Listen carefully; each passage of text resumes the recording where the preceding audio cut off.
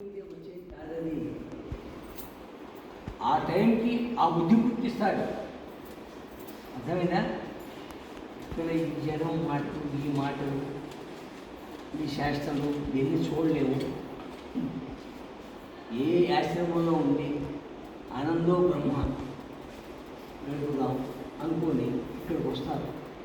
ప్రశాంతంగా ఇప్పుడు అందరూ వెళ్ళిపోయాక ఆ కూర్చొని ఎక్కడికి పోతామో మనకు తెలియదు. ఈ అమ్మాయి కూడా చూడ అమ్మాయిని చూడండి, నేను వెయ్యి పోవాలా అది అనుగ్రహించమని. పోవాలని నువ్వు అనుకోని చేస్తే పోవు, నువ్వు చేస్తావు, ఆయనే తీసుకెళ్తాడు అని చెప్పి వస్తూ ఉంటుంది అన్నమాట. ఎవరెవరు అదృష్టం అమ్మా.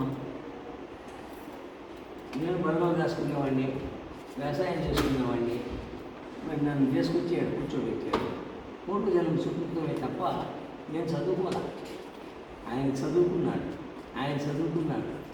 నేను చదువుకోలేదు. అంతా ఆయన దయే తీసుకొచ్చి నేను కూర్చోబెట్టాడు అంతే. నా కోసం మిమ్మల్ని స్వామి ఆయన ఎన్నుకున్నాడు. ఇంకో మార్గం వచ్చు, కానీ మా అందరికీ కూడా